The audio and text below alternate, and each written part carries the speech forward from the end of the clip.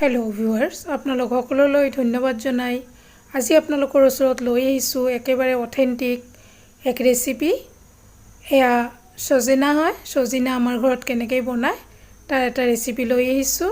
প্ৰথমতে কেৰাহী বহাই দিছোঁ, তাতে পিঁয়াজ দি দিছোঁ। পিঁয়াজখিনি ৰঙচুৱাকৈ ভাজি লোৱাৰ পিছত তাতে দি দিছোঁ সৰিয়হ, আদা, নহৰু, জলকীয়া আৰু পিঁয়াজৰ পেষ্ট। এইখিনি দি তাতে দি দিছোঁ নিমখ, হালধি গুড়ি, জিৰা গুড়ি, ধনিয়া গুড়ি, জলকীয়া গুড়ি আৰু কাশ্মীৰী লাল মৰিচৰ গুড়ি। এইখিনি গোটেইখিনি দিয়াৰ পিছত ইয়াক ভালদৰে লৰাই প্ৰায় 3 মিনিটমান ইয়াক মই ভাজি লৈ ল'ম। এয়া ভাজোতে ইয়াত তেল ওপঙি উঠিছে, ইয়াকে বুজাইছে মছলাখিনি ভাজা প্ৰায় হৈ আহিছে। এতিয়া মছলাখিনি আৰু এবাৰ ভালদৰে 1 মিনিটমান লৰাই দিয়াৰ পিছত ইয়াতে মই সজনাখিনি দি দিছোঁ। সজনা আৰু আলু এইখিনি দি সম্পূৰ্ণখিনি মই কেৰাহীত দি দিছোঁ। ইয়াতে 2টা আলু আৰু 400 গ্ৰাম সজনা আছে। এইখিনি দি মছলাখিনিৰ সৈতে ভালদৰে ইয়াক লৰাই দি দিছোঁ।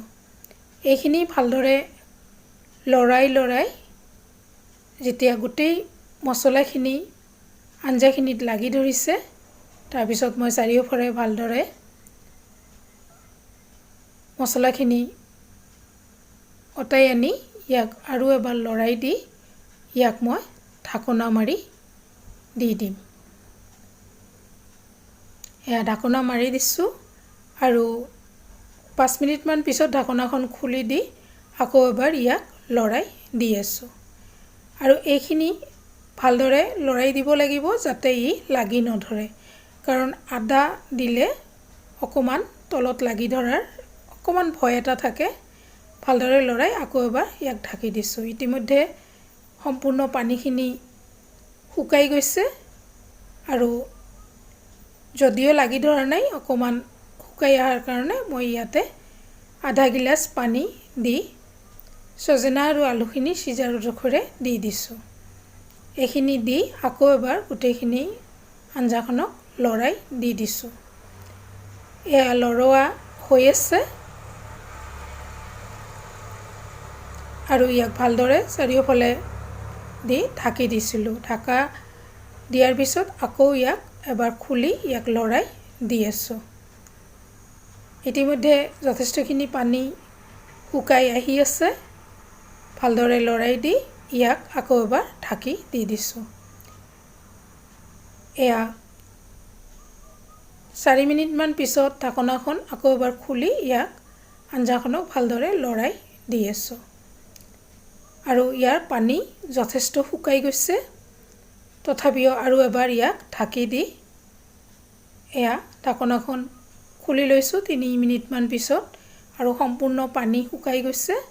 আঞ্জাখনক ভালদৰে লৰাই দি ইয়াত আঞ্জাখনৰ ওপৰৰ পৰা পানী দি দিছোঁ। আৰু পানী দিয়াৰ পিছত আঞ্জাখনক ভালদৰে লৰাই ইয়াক চাৰিওফালে মছলাখিনি ভালদৰে কৰি দি ঢাকি দিছোঁ। ঢাকনাখন দিয়াৰ পিছত আকৌ 6 মিনিটমান পিছত ঢাকনাখন খুলি দিছোঁ আৰু ই প্ৰায় ধুনীয়াকৈ সিজি আহিছে আৰু তেলো ওপঙি উঠিছে। গতিকে ঢাকনাখন মই থৈ দিছোঁ আৰু ইয়াক অলপ দেৰি হোৱাৰ কাৰণে জুইটো কমাই বহাই দি দিছোঁ। আৰু হেতা এখনেৰে ইয়াক মই জোলখিনি এবাৰ চাই লৈছোঁ। এয়া জোলখিনি যথেষ্ট গ্ৰেভি হৈ গৈছে আৰু ই হৈ আহিছে। জুইখিনি কমাই দিয়াৰ পিছতে ইয়াক মই এতিয়া অফ কৰি দি দিছোঁ। অকণমান ঠাণ্ডা হোৱাৰ পিছত এয়া মই পৰিৱেশন কৰি আছোঁ। আৰু আলু থকাৰ কাৰণে জোলখন প্ৰায় শুকাইয়ে গৈছে, তথাপিও এয়া মই পৰিৱেশন কৰিছোঁ। আৰু আঞ্জাখন দেখিবলৈ বৰ ধুনীয়া হৈছে আৰু খাবলৈও বহুত টেষ্টি হয়। আপোনালোক সকলোলৈ ধন্যবাদ জনাই আজিলৈ সামৰিছোঁ।